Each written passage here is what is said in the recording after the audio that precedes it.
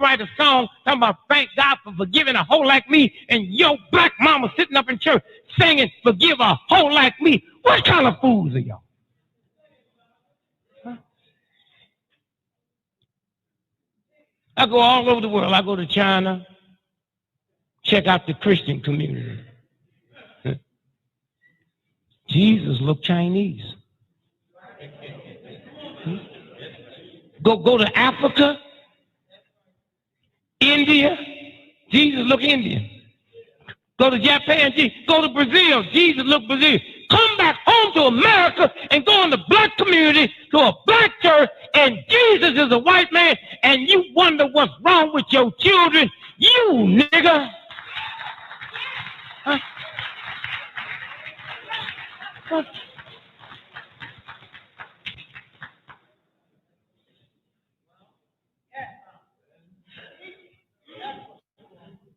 Christ got 12 disciples. Christ born in a place where it ain't nothing but niggas. And he got 12 disciples. He didn't only pick European, he picked 11 Englishmen. Where names like that? Peter, Paul, Matthew. Where it come from over there? All 11 of them is white boys except the nigga that killed Christ. He an Arab Jew. Judah. And you put that crap down on your children and wonder why these niggas are so crazy? Huh? This is Hindsight Radio. I represent it. The information station changing the nation.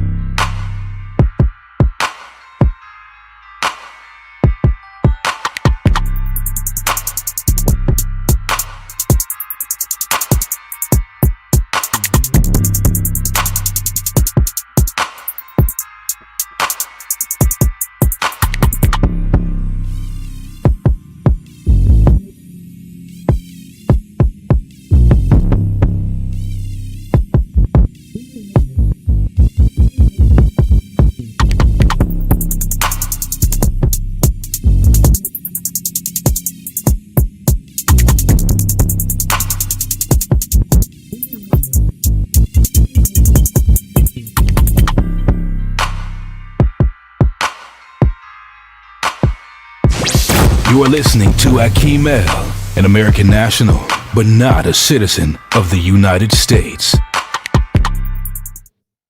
This is Hindsight Radio. I represent it. The information station changing the nation. Peace to the God. This is Akeem from Hindsight Radio, the information station changing the nation. I'm making this really quick video about the national passport. The one question I keep getting from people is my passport gonna look different? It's gonna say that I'm a state national. Is it gonna say national on it?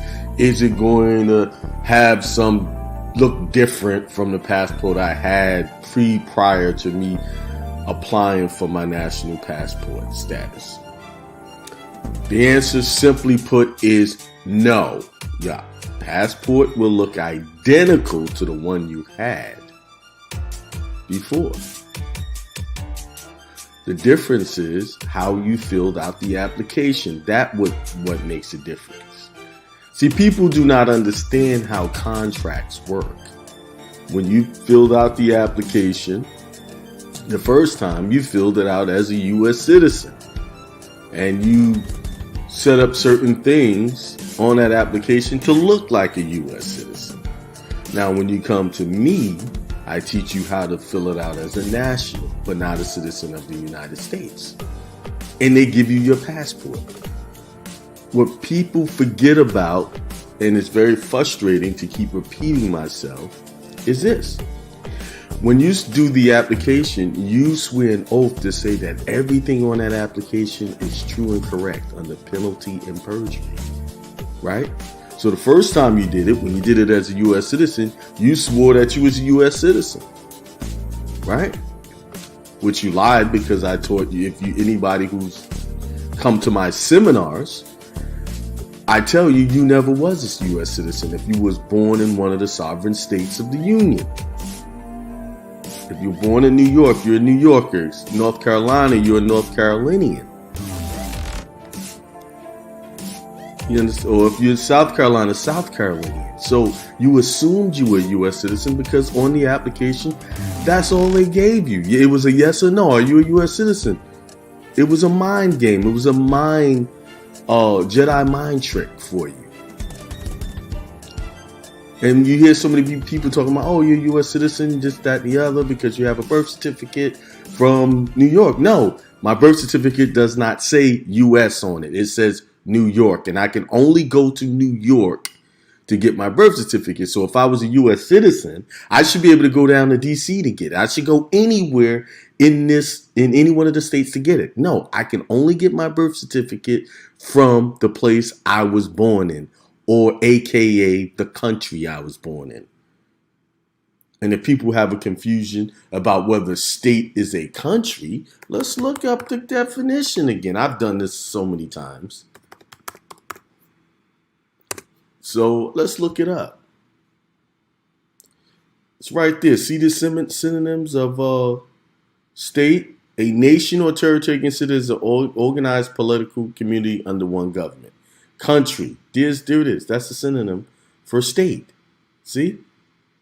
So, back on topic. Is your passport going to look different? No. It's going to look identical to the one. Why do I know this? Because the Department of State said it. Here it is. If you read this whole thing, certificates of non-citizen nationality. If you go back and look at my other video, I did a video completely on this. But it says here, I'm not reading this whole thing. It says, as the department has received few requests, there is no justification for creation of a non-citizen national certificate. Now, this non-citizen national certificate is a Jedi mind trick also, but that's explained in my other video. I just want to get to the part where what they're going to give you. Designing a separate document that includes anti-fraud mechanisms was seen as an inefficient expenditure of resources. Therefore, the department determined that those who would be eligible to apply for such a certificate may instead apply for a United States passport that would delineate and certify their status as a national but not a citizen of the United States. See, people don't read this, so they don't see this part. National but not a citizen. It would delineate. What is the delineation? It's not the book itself. It's your application. That's the delineation. How you filled it out, what you took an oath to. So when you do my process that I'm teaching, you're going to be taking an oath to being a national, but not a citizen of the United States, because you're going to have the proper line outs. You're going to have the proper explanatory statements that connects you to that oath or that declaration that you're making. So, no, your book won't look different. It's going to look the same. One of the reasons I think they do that, because they know how big mouth everybody is. Oh, look at my book. I'm a national. Look. See, nah. That's the type of stuff that people do. They get something and they want to run around bragging. Look, I'm this, I'm that. Chest tucker. This is not for that. This is for freedom. You want to be a nationalist for freedom so you can go private. And private people keep their mouth shut and stop running around and don't actually have to have something that from them that says who they are. You say who you are by way of your explanatory statements. You make that declaration. Really, years ago, your passport was your application. Passport used to be 11 by 17. Years, a couple of hundred years ago. It wasn't a book. So to to make everything uniform, they gave you a book, so you didn't have to carry that paper around. That's why I tell you guys to go get a certified copy of your application that you filled out to show how you did it. So you're not going to give them the passport book. When you're proving you're a national but not a citizen of the United States, you're going to give them your certified copy of your application that you filled out that they approved and sent you your book on. You understand? So there you go. It's not going to look any different. It's going to look the same as the one you had before. The difference is you and your energy, your studies helped you be a national but not a citizen of the United States. And it's that for your request. When you put it in, that's going to be the proof that you're going to get. That's why when I teach, you order the book, then you order the certified copies of your application. You're going to use that to correct other things.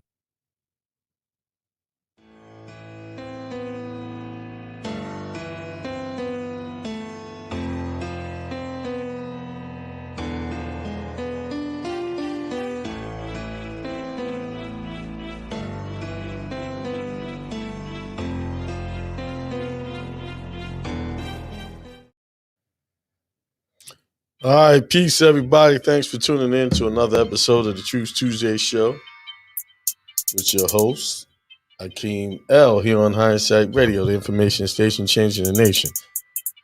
People were saying they couldn't hear on Blog Talk. It should be fine now. I hope so. They made some computer software changes, and that might be affecting Blog Talk. What I'm going to do is go over to Blog Talk because I got some people over there, see if they can hear me. Can you hear me, 484-695? Yes, everything is fine. Thank you. Okay, thank you. Peace to you. All right, peace. All right.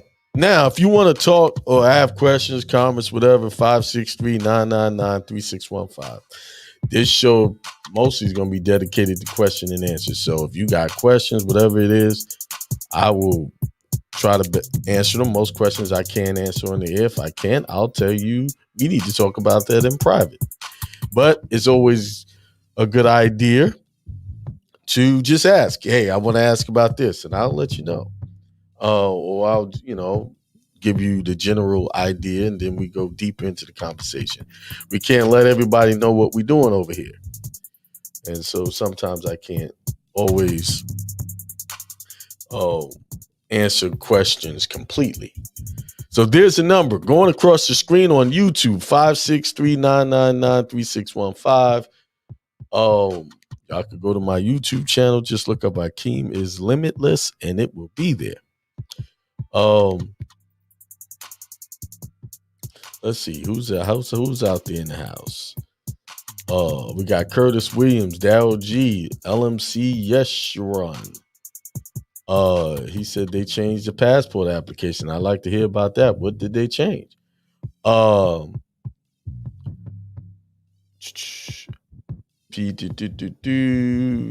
L, Karen Israel, peace. C. Lambeau, Demetrius Thomas, Malik Bay, and all the others that I didn't get or study more, peace.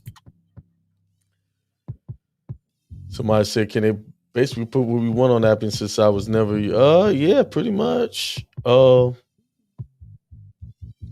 can put that on the application. He's talking about the passport. But peace to everybody. Man, I had a great week. I had a great weekend. Went to New York. Me and Beth, we went to New York for the weekend and dropped in on brother Ahmad and his family. Got to meet the whole family. Cousins, mothers, everybody. Some babies that were born during COVID. And I had a great time. Good people, good vibes. You know what I liked about? It was a lot of things I liked. First, I want to talk about this. It was his mom's birthday the day before. I didn't go to that. We just went to the barbecue that they had the next day. But I never met his mom before Saturday. And she approached us and she just started talking to us like we knew her for years. Like, you know, and then she talked about her birthday and it was her 80th. And that's right there is an accomplishment. And she didn't look 80, I can tell you that much. She was moving around like a 40, 50. So I know 80 years old, they're leaning over. I mean, I know some 30, 40-year-olds that can't walk. But she looked great. And she was talking about how her party was epic. It was like nothing, you know, she had ever experienced. She ran into people she hadn't seen in years, and they showed up and showed their respect and you know, just her turning 80, and she was just, you know, feeling good about that. And she was saying, hey, you know, if this was the last thing she can do, you know, she done did it all. I said, hey, it looks like you getting started, just getting started. Because, you know, I got an aunt that's 100, will be 105 in September. Still going strong. Something about us, we got these, we got good genes. But what I like the positive vibes that was going around, and especially from her, and it shows in her children. You know, that's why I say a woman is very important to a family. And how she moves and how she behaves, that's going to filter down into the children. Fathers are important as well. But you could tell what type of character she is through her children. You know, because Brother Ahmad is a very good brother. We talk a lot on the phone, and we actually going to be doing a couple of things together, a lot of things together. But the whole family was good people, and you didn't hear all of the cussing and the ratchetness. It was none of that going on. And the music, it wasn't none of this music that, you know, degrade women, degrade men. It was good music. You know, a lot of the music was coming out of the 80s, 90s, you know, and the dancing was reminded me of my club days when, you know, we used to go to the club every weekend, Friday, Saturday, and Sunday. I had to cut the Sundays out because I had to go to work on Monday. But, you know, but all around good time, good food, good people. And you know what, another great thing I saw, a lot of the brothers was holding their children. I'm talking my arm babies, you know, 6, not even a year old, just holding the children, holding it while the mothers were able to do whatever they needed to do, maybe get some food or whatever. At this event, all stereotypes were shattered.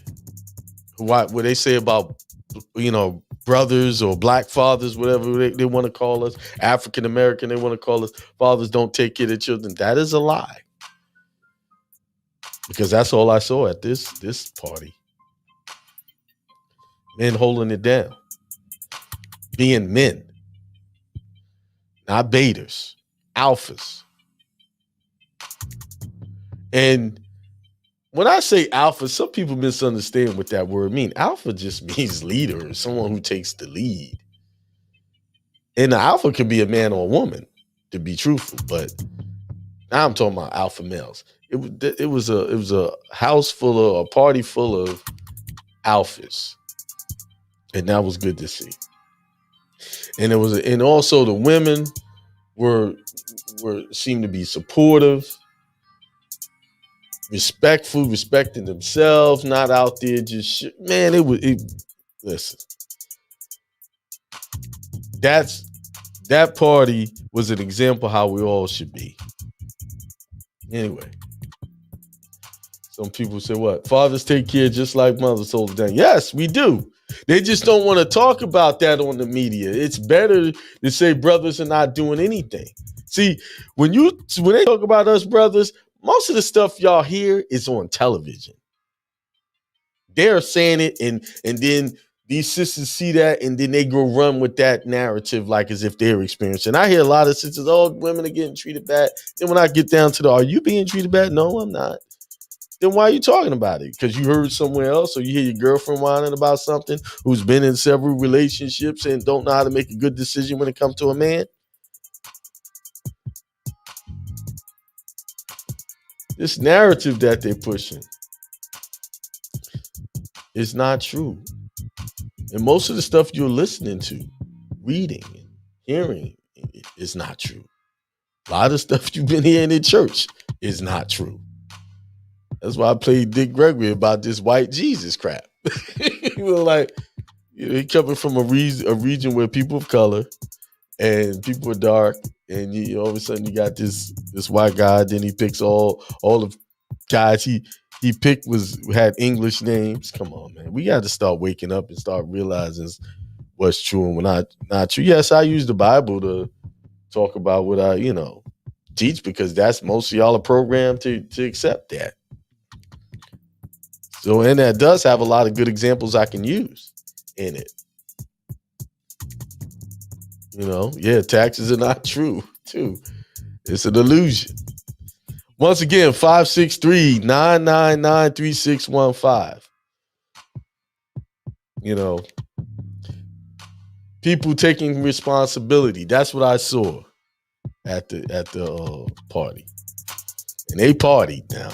They partied. They got down, dancing, everything. Yeah. Man. That's the best party I've been to in a long time. And when I say a long time, it's been a long time. Yeah, but thanks to Ahmed for opening up his house, his wife, and the rest of the family, and his mom, especially to her. Shouts out to the matriarch.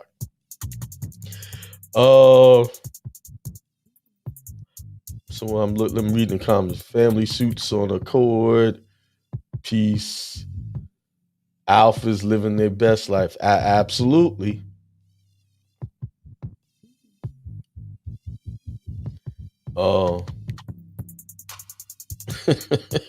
Yeah. Somebody he said, sorry he's writing a lot, but you on point speaking to the spirit. Right. We got to stop believing all of this BS. Most of it's just propaganda.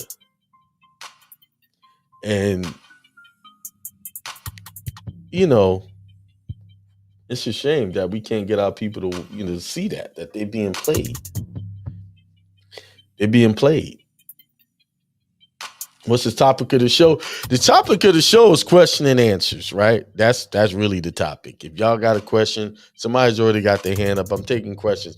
I haven't had a whole lot of time to prepare anything, but my spirit is moving me to go into something that I hadn't talked about in a while, and that is the passport, understanding how to read these rules and how people, because the whole non-citizen national certificate is coming up again, where I want that certificate, and I'm going to read off that and show y'all how y'all that's not what you want, because their own rules say you don't want that. So if you want to call it a topic, we're going to talk about what is it? Let me get it. Certificates of non-citizen nationality. That's what I'm going to talk about. Let's see. I've been doing a lot of reflecting on things. What's the next direction for this show? Came up with some ideas. I need to get another male on here. Someone who I think would be a very good asset. Not gonna reveal that is. I gotta talk to the brother first. But as things goes, you have to advance. You have to go up your game. You got to look at where you are, and then you got to see how you can improve it, how you can make it better. When you're operating like that, that's going to keep you young. That's going to keep you relevant, and that's going to keep your mind strong when you're always looking to see what you can do better, what more you can do. The day you become content is the day you die. The day you just say, that's it, I've done it all, that's the day you gonna rest in peace. That's just my opinion. And some people are already resting in peace. They just walking around just, doing the same thing over and over every day. They're resting in peace, meaning that their life is stagnant. We're meant to continuously grow, continuously learn, continuously elevate. Whatever that might be. Me, I get very bored and I get very concerned when I'm not getting new information, when I'm not learning something new. So I go looking for stuff. That's like, I'm kind of disappointed today. I didn't have a whole lot put together where I could bring some knowledge. Maybe I just needed, take a break. This is break time. School is about to start back up. I'm trying to plan a vacation so I can get my daughter to Universal Studios so we can get on that new Velocicoaster. Trying to put that all together.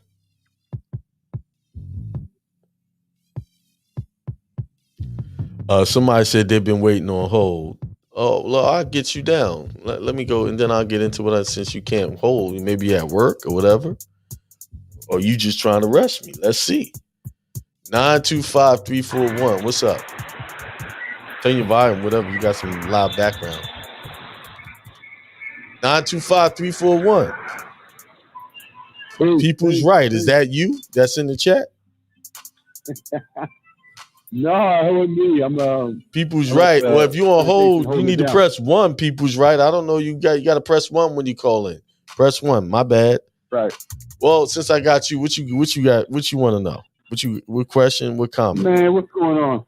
What's happening, Hakeem? I got some good stuff for you. Okay. Yeah. First, I'll start off with since 2017, I've been battling the IRS, right? Right. Just going head to head. I got a couple years.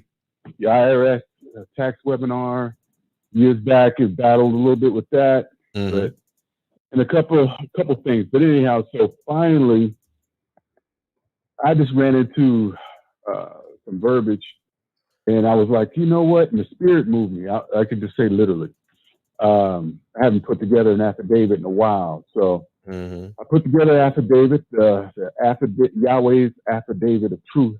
I named it, and came in and disputing the debt for all those years with using intent and using that. If I would have known the information that has been disclosed to me from the Most High as far as full disclosure of the 1040 form, right, and the other forms, etc., that put me into this tax burden. But at the beginning of it, of course, I expressed I'm one of the people, blah, blah, blah. I want to pay the debt. I have no problem paying any debt that I owe, blah, blah. Basically, I took that from the tax webinar. Then I started with, one of the people and blah, blah, blah. And my intent would never have been to sign up for a dead document, like putting myself into democracy, into the whole fraudulent system. Right. As being a foreign national, I only side with the de jure, blah, blah, et cetera. But anyway, I laid that down. A couple weeks later, 31,000, boom, washed away. Man, that's good stuff there. Yeah, just man. Challenging them. And I was like, okay. And like I said, the only 2 times I used Most High's name at the front of my templates was the 2 times I got some serious remedy. So that means whenever something. I use that name. Yeah. So I looked at that. You just dropped the jewel there. All red. Yeah. So that was kind of huge, But here's the clincher with that. with that bill, they credited blah blah minus that 30,000. Then they add was 3,000. They sent me for a bill. 3,000 left of it. Now I don't know. That's the way I've seen where they've done that, where they'll knock it off and then send you a small bill to see if you're gonna recontract with that. So you just do the same thing you did before. It was all the one thing. It's all in one contract. The credited the 30,000, remaining 3,000. Now here's what I'm thinking. I'll toss this off to you. My wife, she's still just a citizen, right? She never wanted to do any paperwork. So, but we filed jointly, right? And so, in her name, with it being joint, and mine, being outside of that, that's what I was thinking. That's why the 3,000 was left on there. That could be it. If she's partly responsible, that could be it. That's what I was thinking. Right. I'm not sure, but I'm thinking since she's, still stuck in there, that was the reason the 3,000.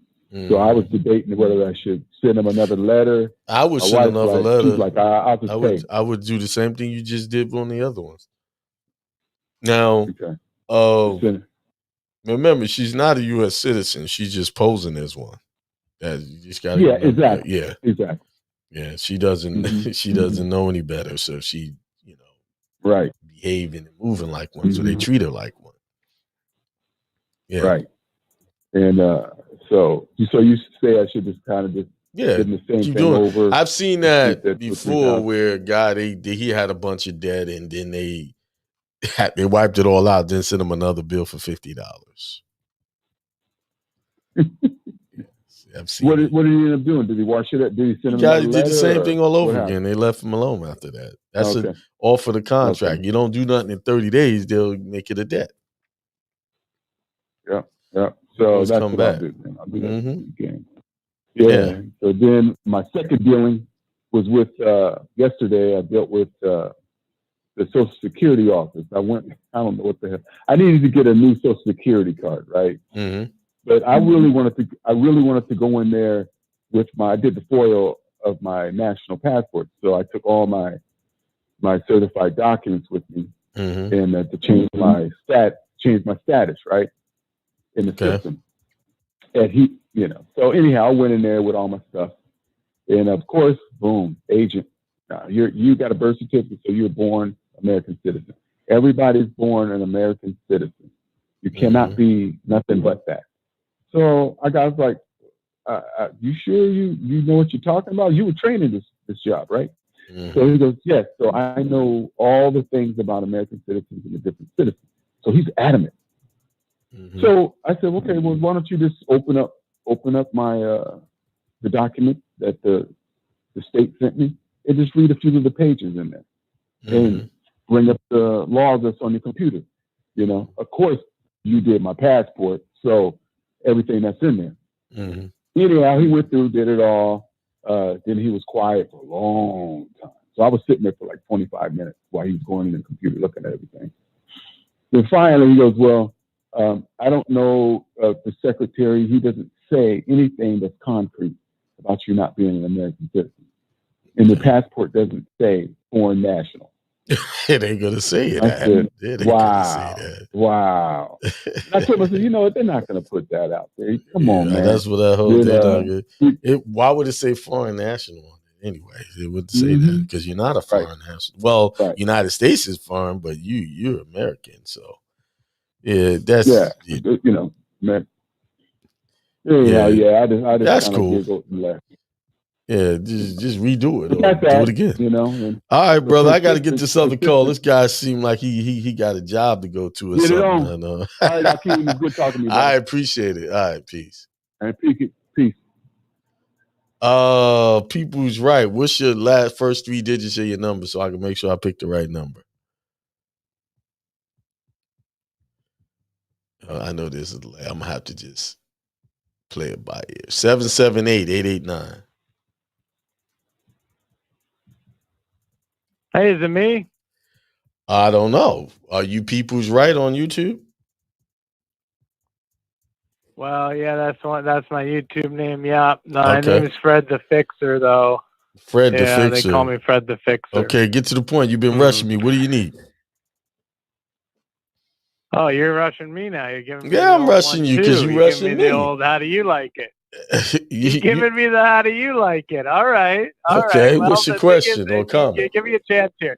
Give me a chance here. I do have a question. It'll all make sense. I promise you. I'm part of Murky's Minions. I'm doing a cold open. I'm not really a cold open guy though. I don't do the calls. But basically, they got too many cold open hits in a row. It got boring. What are you talking about? Cold open? I don't know what you're talking about. What's a cold open? The cold open is like before the show starts. There's like a cold open. So what we were doing was calling radio hosts and saying like, "Hey, can you say let's start the show?" But it got boring. Whatever. Y'all know what I just did to him, right? It was like, what is he talking about, man? He's blocked. All right, let's go. Y'all know I don't waste time with this nonsense. What is he talking about? 843-597.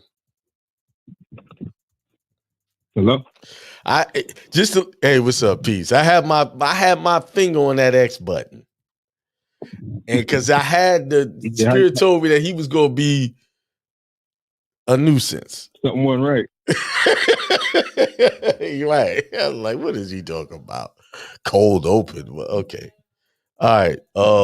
What's going on, brother? What can I do for you? Well, first of all, how you doing? Hope I'm doing good. Peace. Right. I'm doing good. How are you doing? I'm doing good. Just trying to get some stuff. I've been trying to study in the day because I got a situation going on. I called in probably a couple weeks ago, but you probably don't remember that. But I just got probably 2 or 3 questions if it's possible. Yeah, go ahead. What's your question? First of all, I want to know if a prosecutor of a city can be the municipal court on a particular case at the same time. Prosecutor. Okay. I'm confused a little bit. He's a prosecutor, but he's prosecuting a municipal court case as well. Yeah, like when I look on the county website, because I called up there to try to get some information because it's basically a court case. It's not nothing too crazy, nothing too serious, but it's a court case that I basically challenged jurisdiction on verbally in open court on a certain date. The judge basically continued it because of that and said, just go ahead and put a written motion in and I'll probably be able to get it settled before you had to come back in. But then some certain things happened in personal time where I wasn't able to get no written motion in. So I never. So you didn't do it. He told you how to get it dismissed and you didn't do it. Okay, go ahead.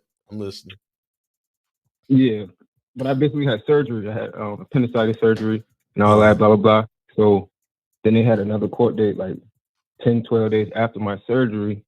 And I didn't even, they probably served me, but I didn't know nothing about it. But I know they didn't properly serve me the way that they're supposed to serve me. But I did probably get the mail, but I just was not going anyways because I wasn't in shape to. So once I realized that I missed it, I got in touch with them within the, under their rules, within the time limits. I didn't put a motion in, but I emailed them and told them to reopen it, blah, blah, blah, blah. But they basically found me guilty for that court case. So they got, they basically scheduled a sealed sentence hearing, but they never, on this one, they never really actually properly served me. So I basically emailed them, letting them know that, gave them the information from my doctor, stuff like that, let them know that just, because of my situation and because of the susceptibility to COVID-19, blah, blah, blah, blah. I was just trying to use that. But I also let them know that I never gave them jurisdiction, blah, blah, blah, blah. And they just basically telling me that I still had to come in, but I'm not planning on coming in. So you do got to go in, do my research. If you want to fix it, you need to go in there. Well, I'm gonna go in, but I'm trying to basically, because I've been just looking up some stuff today, right? So what's your question? Because you're telling me the story, but I haven't gotten a question yet. What's the question? Oh, the first question is what I asked you about the municipal. They could court bring any judge. prosecutor in, as long as he's licensed to do business there. They could bring whoever they want. Don't matter. Okay, that's the first one I wanted to know Mhm. because I was going to say something about that if it was an issue. I was looking it up, like I haven't found anything on that yet. Yeah, but what's your next question? Next question would be, if they got a city ordinance, basically stating about COVID-19 and all this stuff like that, and changing up the hearing policy, and I tell them that that's basically the reason I didn't show up to the last one, and I'm not going to be able to come in. I got proof that like someone in my household they'll give you they're supposed to give you a Zoom hearing like they've been doing everybody else, I guess. Yeah, but they basically, that's what I'm thinking. Like, so the only real question I'm trying to find out is like, what would be the spiritual advice on just a course of action? I mean, I already got my plan of what I'm gonna do, but I've just seen, I seen you went live, so I was just want to try to get your opinion on a certain I don't have opinion on nothing you're doing because I feel like you're all over the place. You're saying spiritual, but I don't feel nothing spiritual coming from you. Nothing.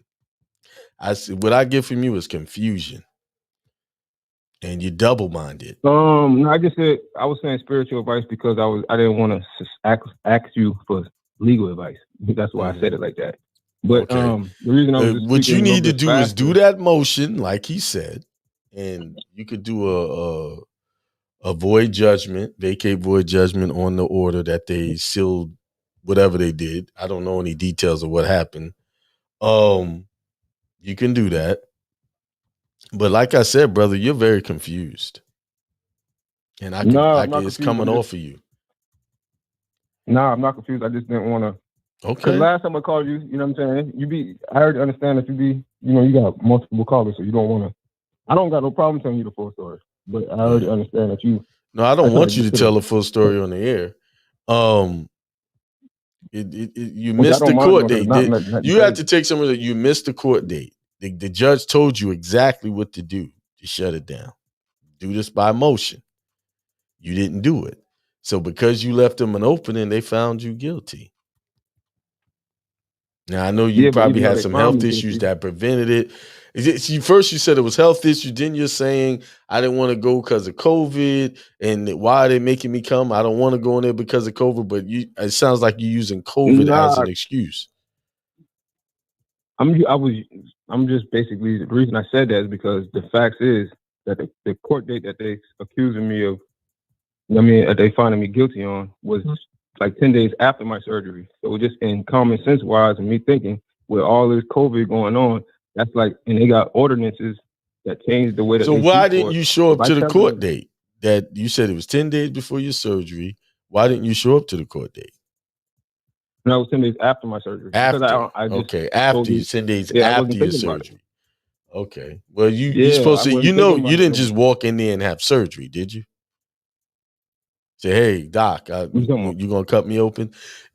That surgery was planned or unplanned? No, that was unplanned. Appendicitis. So you had appendicitis, so they had to do surgery on it, and it was 10 days after you was unconscious for 10 days. No, I wasn't unconscious, but I wasn't about to go into no court. Well, I'm not saying go to court, but you got to call. You could call a court and tell them what the situation is. You can call them and say, hey, I'm in the hospital. I just had surgery. You can make the phone call. Yeah, but see, I didn't even, that's what I'm saying. Like, with the midst of everything that went on, you know how when you get a continuance, if you ask them for something like jurisdiction and they give you a continuance, like it wasn't no proper timely 30 days from then. It was like. No, but what I'm saying, you had a filing to do, right? Yeah. How many days before you went into the hospital did you know that you had a filing to put in? That's what I'm saying. It was a long time. I'm not gonna lie. It was like 2 months, but it was the timing. Right. So hold on. Listen. About it. 2 months before your surgery, the judge told you to put in a motion, right? Is that what you're telling me? Yeah. Right.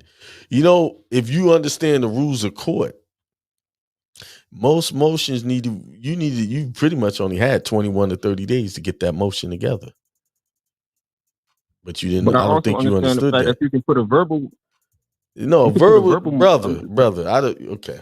You want to make your own rules, or you want to listen to the rules? Which one you I'm want? listening. I'm definitely gonna listen. Okay. All right. You do verbal motions right there in the court, and when something happens, hey, I move to, like they find a, judge against you. Hey, hey, this is my verbal notice of notice of appeal, but you got to follow that up with something in writing. So what you did, you challenged jurisdiction verbally, and he said, I need it in writing.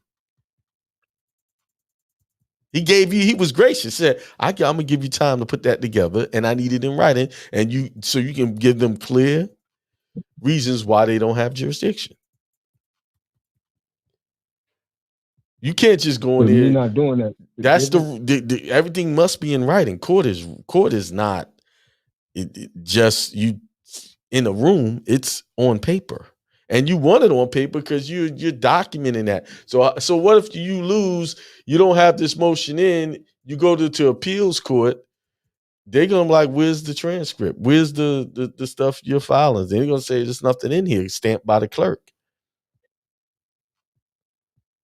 No, I understand that part because You you gotta can't really read appeal court anything unless procedure, you bro. object You to. gotta read that. You gotta understand court procedure before you do anything. But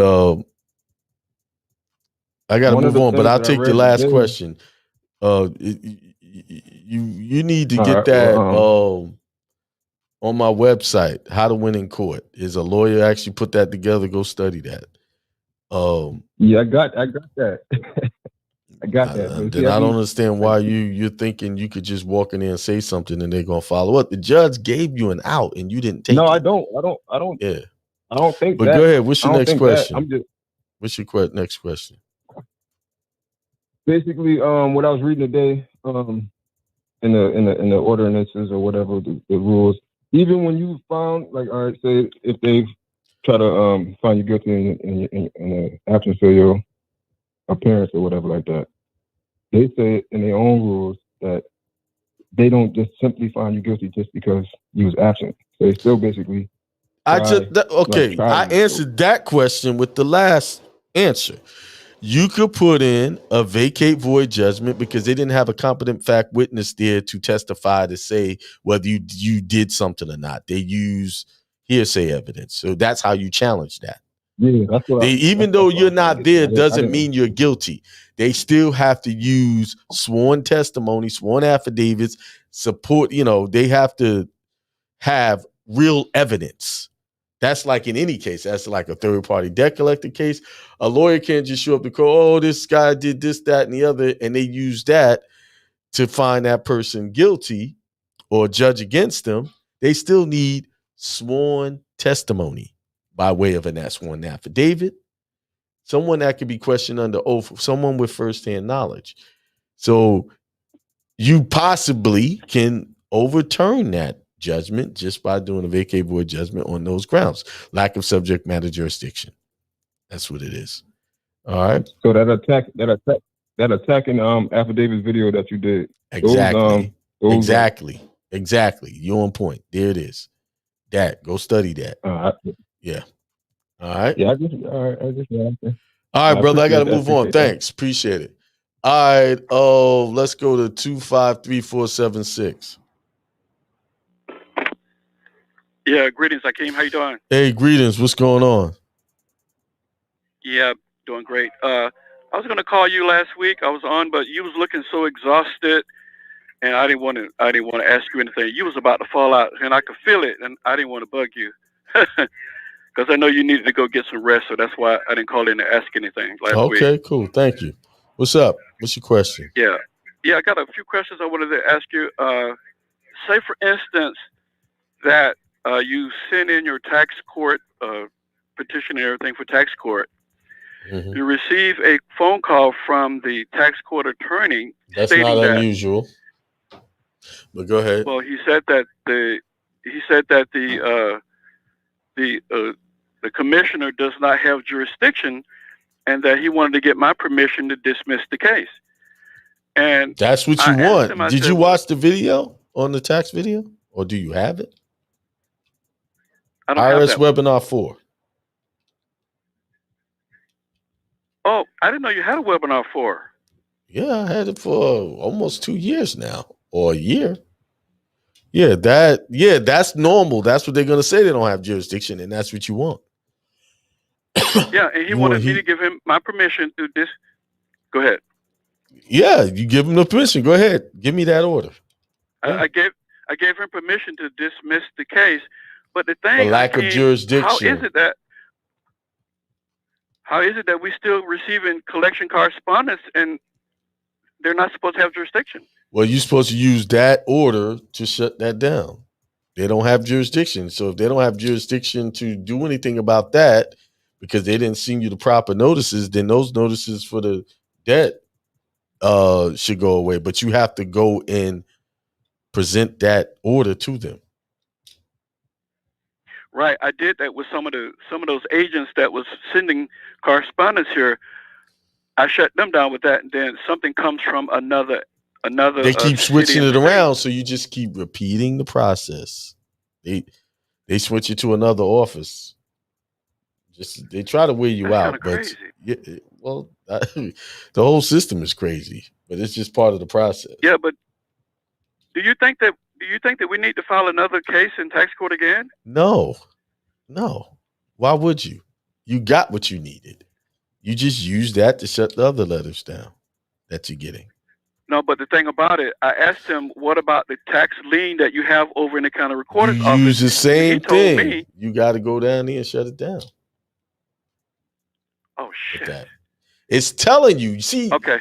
Read the order that they gave you. See, y'all, you don't understand what it's telling you. Read it. Read it loud. Read it on the air. I read it No, read it. Read it out loud right here. It said that they don't have jurisdiction. No, read it. No, you're not reading it verbatim because that's not what it says exactly. Read it.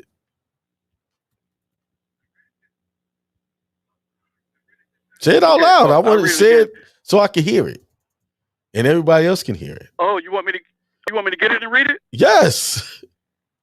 I don't have it. Okay, hold on 1 second. I get it and read it. Hold on. Okay.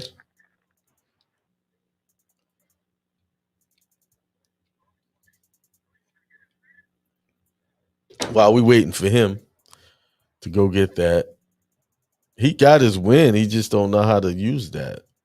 If he had the IRS webinar 4, he would know what to do.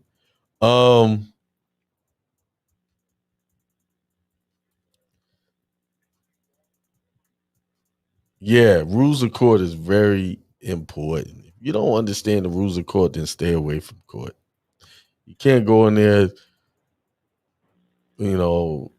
shooting from the hip. You got to know what you're talking about in there, okay? And you got to know when to raise these questions. Go ahead, read that for me. Okay, I got it. My name, my wife's name, petitioner versus commissioner. Just read the order part. You don't have to read all that other stuff. Just read what the order actually says. It says, order of dismissal for lack of jurisdiction. On May 4th, 2021, respondent filed the above docket case number to dismiss for lack of jurisdiction on the grounds expressly or through attached transcripts 1 AS 2011 that the petition was not filed within the time prescribed by section 6213A or 7502 of the Internal Revenue Code, IRA Code, nor had respondent made any other determination, including any determination pursuant to section 6320 and /or 6330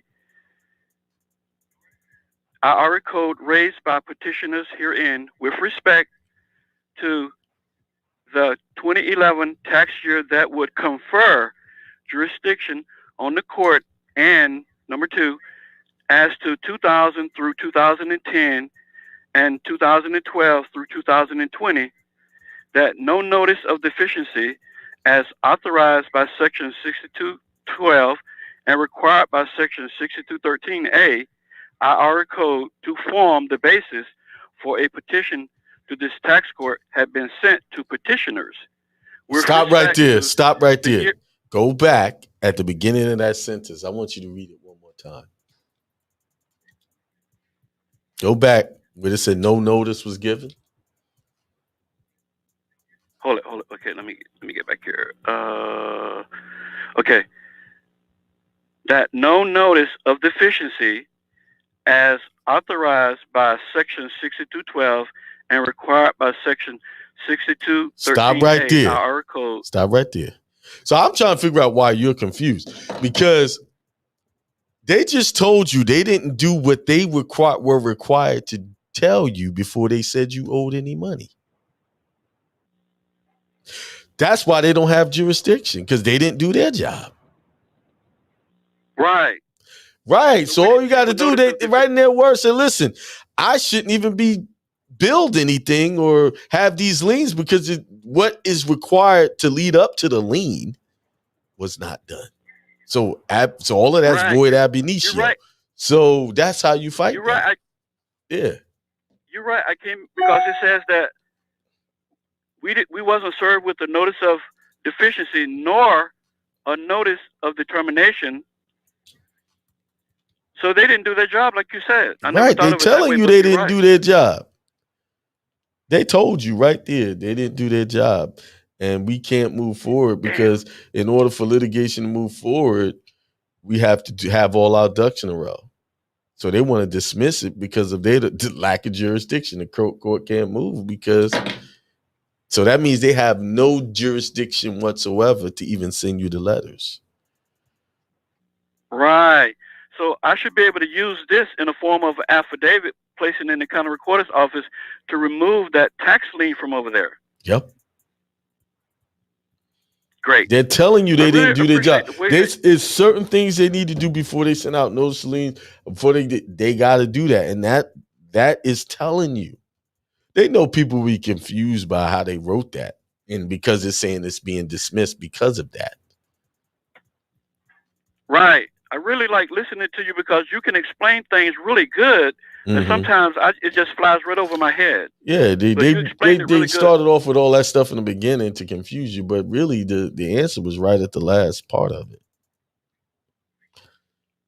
it. Definitely. If they don't have jurisdiction to hear you suing them, say, oh, we don't have jurisdiction to do anything, then they don't have jurisdiction to even talk to you or do anything else.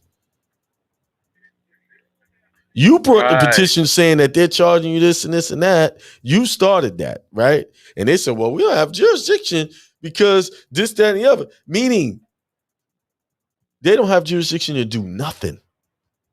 Absolutely nothing. Okay. Nothing. All right. I really got it. I appreciate that. If you don't have jurisdiction to get remedy in the court on your own petition, that means that defaults to everything else they're doing. Because if you have a claim against someone and they harming you, you go to court, right? In this case, you go to tax court. When they're telling me we dismiss it because of lack of jurisdiction, because this court can't hear any of this, because they don't have jurisdiction to do absolutely nothing. So that means that they didn't have jurisdiction to place that lien over there in the county recorder's office. Yeah, bingo. Damn. I got it now. I appreciate it. I just got one last question before I let you get to the next person. For our members in the group number 1, or did our meetings come to an end? Or it's over. That year's been over. Okay. For you, all right. I just want to make sure. It's over. I appreciate it, Akeem. All right. But I mean, I have something coming up where, you can do re-up, but I'll send an email about that. All right. Okay, but you said something about, I'm going to go on your website and look for webinar. What was that webinar for the tax IRS webinar 4. And it shows you how to do the suit, everything, and all that. And just to put it out there, that method I got from another guy who taught me how to do it. But the way he teaches it, he sends you into court as a U.S. citizen. The way I teach is how to go in there as a national. Okay. That's why I kind of revamped some of the paperwork and stuff like that. But it's there. All right. Okay, bro. I appreciate it. All right, peace to the guys. Thanks a lot. I always like to give credit where credit is due. Someone else introduced me to that, but where they running into court is like U.S. citizens. I don't want anybody, my people, going into court like they're U.S. citizens. I want y'all going in as nationals. Well, if you want to go in as a more, that's how You can't, if you're filling out their paperwork, you're putting yourself in their jurisdiction. Just keep that in mind.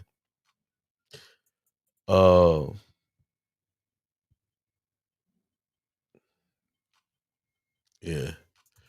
904-386. Yo, peace to the gods. Good, Akeem. Hey, peace. What's going on? Okay, two things. One of them, I contacted you and you told me to hit you up around this time about my third party problem. Okay, what's your third party problem? All right, so one of them is okay, is good. It's a third party. I take care of that. Now, the other two, that's a much bigger charge, prices, whatever, citations, whatever. This is it's an attorney firm collecting on the order for the court. And when I went online, okay, slow down. Third party debt. It's for what type of debt? Okay, it's an attorney law firm collecting for the court, not so they didn't buy it. So the debt is a fine from the court. Yes, and it says it clear in the document on a collection on the behalf for this county's court, whatever. So they send in a lawyer after you as a third party debt collector to pay some court fees or fines, whatever it is. Right. Right, and I have a 3-year-old. And it's 3 years ago. And when I went online trying to do the name change, all of them are open. 3 dismissed, 3 open. Okay. So what's your question? How do I shut that down? And since it's still open. Well, the attorney, you can hit him with a third party debt collector letter because he's a third party trying to collect on behalf of the court. Now, as far as the cases itself, they're gonna probably stay open until you go into the court and do a motion to void the judgment. I don't know exactly what type of cases they are. What type of cases are they? Okay, it's one of them to register my vehicle. One of them is about a suspended license and a resisting officer without violence. Yeah, you're gonna have to. Only way you're gonna settle that is you got to go. I don't see how you're gonna. Honestly, you got a long road ahead of you to fix that because it's 3 years old, and you could go into a motion to void that judgment for lack of subject matter jurisdiction, but you gotta really know what you're talking about there and shutting that down. Well, right now they're only doing, online court. So, well, you can still file motions online. You could mail it in. You file motions. You don't have to go into to do all of that, and they'll schedule a hearing for you. Okay. Is there any way I could go re-study or just accept the bond or just? What do you mean by accept the bond? Just accept it. Don't argue the contrary. Don't argue the fact. Just accept the bond and settle it. What did you hear? You ever hear me teach that? No, sir. Okay, so why are you asking me that? You might want to ask the person who taught you that. Because I would never teach you that crap because it don't work. Accepting a bond and settle it. Settling means you're guilty. Either you're guilty or if you want to sell it, go pay off the fees that they want you to pay and be done with it and move on. If you really want to settle it. But that settle it and accepting bond, I don't know anybody that's ever worked for. Do you? Maybe you do. I don't know. Has it worked for you before? No, not that I know of. Who do you know that it's worked for? Right. Huh? So it's just something you heard that someone said you can do, right? It's no reality in it. There's illusions all around us, right? There's illusions, this is illusions and this information. People are creating all type of illusion. Oh yeah, you could discharge this and do this, SPC this, SB that, crediting your bonds this and that. Oh, accept the bonds, accept it for value. And if you had, just like I asked you, I've asked many people before you, when did that ever work for anybody or yourself? And everybody comes with the same answer like you just gave me. It doesn't work. The only thing that works with these courts is this: knowing how the rules are played and using those rules to your advantage. That's the only thing that's ever worked for me. I know how the rules are played, and I take those rules and use them to my advantage. So there's one thing that they have, the one biggest Achilles heel that they all have is having a competent witness standing next to them to testify against me. Okay? Right. If they don't have that, there's no evidence here. They're just talking. It's hearsay, and I'm not allowing that. I'm not allowing any attorney to testify against me as a witness. I don't allow it, and you shouldn't allow it. But I could almost bank on it. The when they ruled against you on these other cases, either you didn't go to court or you went to court and you lost. No, I was there. They were trying to give me a shot, and I said no. And so because they try to give you a shot. What do you mean shot? Something about something. If you cough, it'll be like a TB or something test they were trying to give me. A TB test for what? For traffic tickets? I mean, well, they took me in 23 days because I couldn't find my insurance document, and so they got me for a register. Basically civil. This is civil. I'm confused. I'm trying. You just said TB shot for what? I don't get. Right. I don't get how that connects to what happened. Well, before when you go in there, they have you take a TB test, and I refused for them to stick any needles in me. So they just, when they kept me in, they just kept. Why would they want you to take a TB test? What about it? You was in jail? You had you locked down, and they wanted a TB test? Nah, that's just the way they get down, real nasty out here. Cause I didn't want to, get the fingerprints or whatever. So 8 of them jumped on my back, and one of them screamed, "Hell no, he's gonna be my problem for 3 days." Okay, so see the story, the plot's thickened. The plot is thickening. So you didn't want to do the fingerprints. That's something else you heard, right? You heard that somewhere else, right? Right? No. I didn't want to do the fingerprint. Why didn't you want to do the fingerprints? No. So the guy behind me yells, "Hell no, he's gonna be my problem for 3 days." So they forcefully stuck my hand into the system. And so then after that going on, then a day or two, then we had to take a TB test. No, so I want you to answer my question. I want you to answer my question. This is the question. Why did you refuse the fingerprints? The 48 the 72-hour rule. I didn't want to contract with them, and it's worked out for me twice in Georgia. Where were you at? It worked out for you twice, but you didn't fingerprint, and what happened? They let you go in 3 days? In 3 days, then they shipped me out to another court, and they told the officers who brought me there, said, "He's your problem." And so I was out. They kicked me out twice. Yeah, but did the problem go away, like the tickets and all that? When they let you out, did you still have to deal with the tickets? With Georgia, they just left me alone. Even the warrant disappeared, everything. I go online, nothing pops up. They left me alone. Okay, so you got now lucky. With the Jackson team. You in Florida now?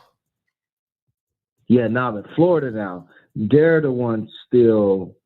Okay, here's my question. Why are you always having problems? What's all of this habitual problems with the law? What's going on with that?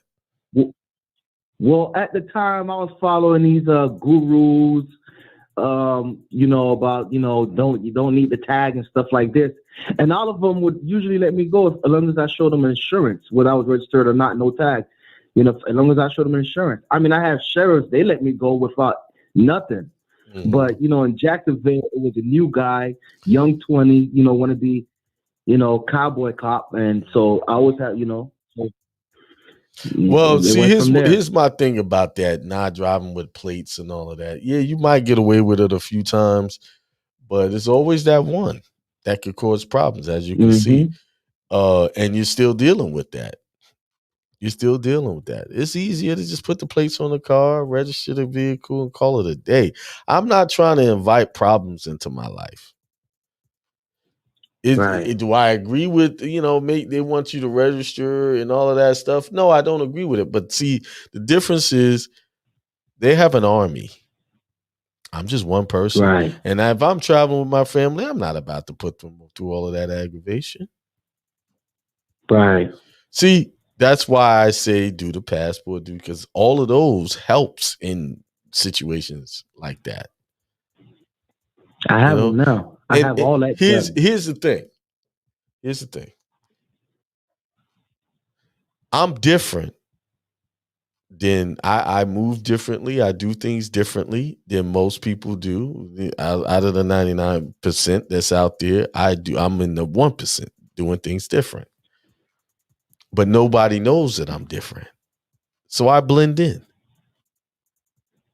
And that's what I'm trying to get y'all to see. You want to blend in. You don't have to be sticking out like a sore thumb because you know this information.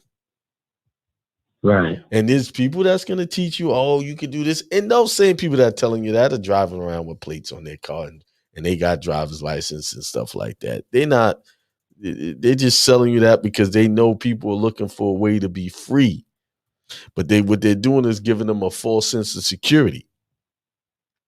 And people are looking up to these people, you know, like this information is the best thing coming. Then when they start actually applying this information that they're telling them, they run into big problems like you do. Now you have a 3-year-old problem. And if you had just kept plates on your car and had the insurance and everything, you wouldn't have this problem. Right. You see? Facts. Right. Now you got to figure out how to undo it, which is going to be very difficult. It's not easy. Once they got you, it's almost easier to go to them and make a settlement and say, hey, what's it going to cost me to fix this? That's easier than, you know, trying to reopen the case. That's going to drag on for a long time. You're talking 3 cases. That's going to drag on for a year, 2 years before you even get close to a remedy. Now you got to ask you, what's it worth to you? Chalk it up as a lesson learned, or keep fighting this. Right. Lesson learned, big time. Right. So I go take the path of least resistance. Yeah, okay. I was an idiot. I followed some idiots. I'm gonna just here's y'all money. Boom. Have a nice day, and won't do that again. See, I'm not gonna sit here and have people just, oh yeah, go do this and have you running a treadmill, getting nowhere. Right. Because that's what other people would tell you, because they are so trying to protect the bull that they're teaching people. They'll tell you, go get this, go do A4V, go do all of this stuff, stand on your rights. Yeah. They better start reading The Art of War, because you don't go, when you're not prepared for war, you don't go into war. You're not prepared for battle, you don't go into battle. You know, and some battles are just not worth fighting. You see, some battles. I do my battle on the money front. You know, let's get this bread, so we ain't got to worry about none of this stuff. Because if my income is in the 1 percentile, what am I worrying about registering a vehicle and insurance on the car for? People who don't want to pay the insurance on the car, who don't want to register their car, are usually people who finances are poor. I know that I might be stepping on. insurance. I might be stepping on people's toes by saying that, but people who go down that road are usually people who having money problems. Because people with money, man, I ain't sitting here about to fool with this because this is going to distract me from making more money. Just imagine if you had your mind set on making bread instead of following what these dudes are saying. You wouldn't be thinking about that. You wouldn't be thinking about trying to drive without no plates. And only how much it costs to register a car in Florida. I don't even remember. Maybe like, I'm not even sure. I know the tag's gonna run me about 400. So they charge you. So you pay taxes on cars, right? They have a tax, car taxes. No, well, right now I have financial responsibility through self-insured. So you have to pay extra because the insurance. Yeah, I don't. Well, no, I haven't tried yet because I still have the tickets. I just have my insurance about 3 years, even though the vehicle's been like that. Mm-hmm. I'm through my own self-insurance where I just only pay every 5 years to renew it, my card. Okay, is that legal in Florida, or is that something some group sold you? Yeah, it's legal in Florida. There's actually a department where, I send the UCCs and the documents to, and then bam, they're receiving and get it. Me and a group, everybody who got into a car accident with the group, the bond took care of everything, the policy. Okay. Yeah, I've heard of that before, but y'all got to keep that group going because if they don't keep that bond up, y'all are going to have some problems. But okay, what is it? So if you get into a car accident, how does it work? If you get into a car accident, okay, they fix everybody else's car. What about your car? If I get into a car accident, it would just cover their vehicle. It don't cover yours. Yeah, it doesn't cover comprehensive. Mine. So what they've been doing is that little repair your car, like at any time if anything broken, you just pay monthly. So so that's what they're doing and trying that out with the bonds there. So the bond covers other people, and while they cover, so my bond is up to $900,000. So, and it's accepted from the UCC and a self-insurance company. I get that. I get that. So you wreck your car, right? They pay whoever property you damage. Okay, cool. But what about your car? How does it get fixed?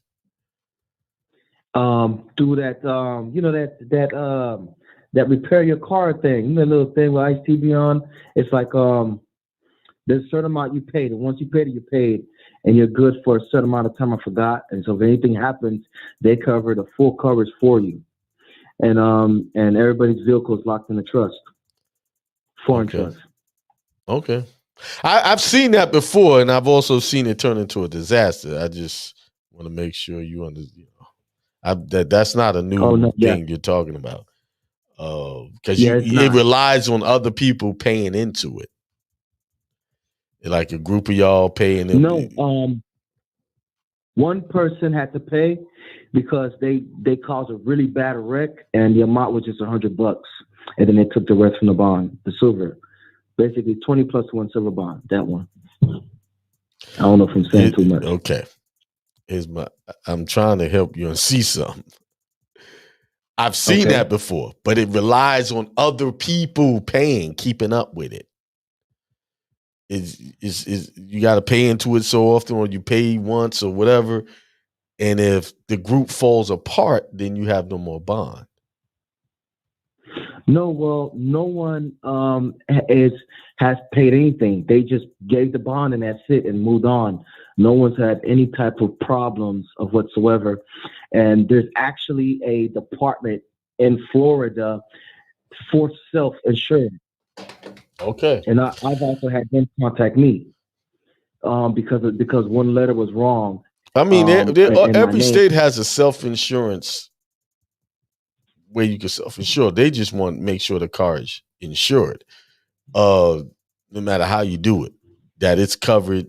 Yes, you can do that bond, but the program you're talking about, I've heard of that before, And it turned out to be a nightmare for a few people. But anyway, well, I hope it works out for you. I got to move on. All right, thanks a lot. All right, but yeah, with those tickets, you could do a motion to vacate the orders and start all over and try to prove your innocence, or just pay the fines. But I would tell you right now, the likelihood of them undoing it is very low. It's 3 years. Yeah. What I'm gonna do is if as long as I dismiss a third party, it'll be way cheaper. And I'm looking on here, everything's gonna cost me at $500 instead of almost $2,000. He's trying to collect and try to charge you. Get rid of third party and just go to the state directly and pay them.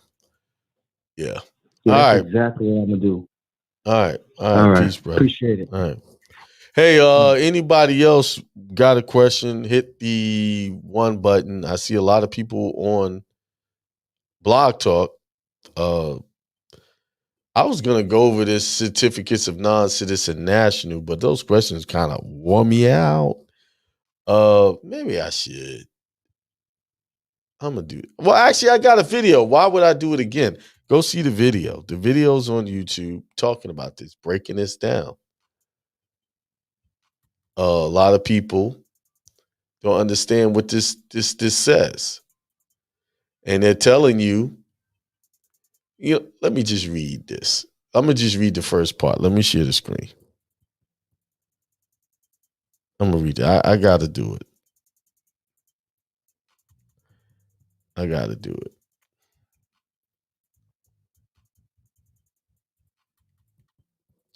All right, certificates of non-citizen nationality. All right, the Department of State occasionally receives requests for certificates of non-citizen national status pursuant to Section 341B of the Immigration and Nationality Act, INA 8 U.S.C. 1452B. As the title of the certificate indicates, only a person who is a non-citizen U.S. national, i.e., U.S. national but not a U.S. citizen, may apply for such a certificate. So right there in that sentence, as the title of the certificate indicates, only a person who is a non-citizen U.S. national, i.e., a U.S. national but not a U.S. citizen, may apply for such a certificate. Now, are they the same thing? As a U.S. national and U.S. citizen the same thing? They're trying to give you the impression that it's the same thing. They're not the same. So people says, I want to be a U.S. national. I had someone in a consultation say that. Yeah, how about being a U.S. national?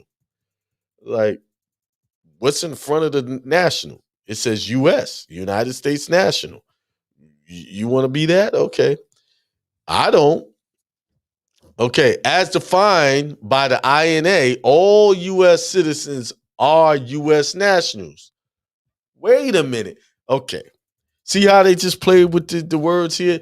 In this last sentence, it said, as the title of certificate indicates, only a person who is a non-citizen U.S. national may apply for such a certificate. i.e., U.S. national, but not a U.S. citizen. They try to tell you that that's something different, but then I get down here and it says, as defined by the INA, all U.S. citizens are U.S. nationals.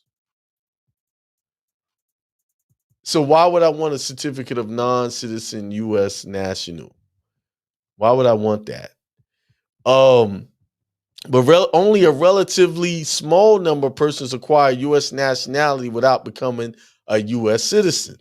Section 101A.21 of the INA defines the term national as a person owing permanent allegiance of the state. Now, if you don't, I've actually read these in the codes. If you don't know what the codes say, that's why I say go to the codes and read them, because you'll see how it's separated. You would think that all runs together. So what they just did here, this one little line, as defined by the INA, all U.S. citizens are U.S. nationals, but only a relatively small number of persons acquire U.S. nationality without becoming U.S. citizens. That is a whole nother topic. Now they just moved on, but they put it in one paragraph like it all goes together. Section 101A, 2.1 of the INA defines the term national as a person on permanent allegiance to a state. It didn't say to the U.S., to a state, to a status. So that is a separate, if you look at the code, that's separated. But they put it together to confuse you. And it didn't say U.S. national. They just said national, all lowercase, right? Section 101A 2.2 of the INA provides that the term national of the United States includes all U.S. citizens, as well as persons who, though not citizens of the United States, owe permanent allegiance to the United States, non-citizen nationals. So do I want a certificate of non-citizen nationality? Because it just told you non-citizen national. They just clumped it all together to make you think that each one went together, and they don't. Right here is the key. Section 101A21 of the INA defines the term national as a person on permanent allegiance to the state. All of this stuff, because that's another code they're talking about right here. 22, that's 21. So they stuck right in the middle what you're looking for. And then they put all the other junk around it to confuse you. And they told you non-citizen nationals is the same thing as a United States citizen. A U.S. national is the same thing. So there you have it for the last time. Well, maybe not the last time I'll go over that. I just had to go over that because it kept coming up over the last week. All right. Yeah, child support agencies are crooks. All right, press them likes. All right, with that being said, let's see if I got any more callers to take. No, I don't. And with that being said, I'm gonna close out the show. You guys have a wonderful and prosperous week. Thanks for tuning in. Until next time. Peace. Peace to the gods. You're listening to Hindsight Radio.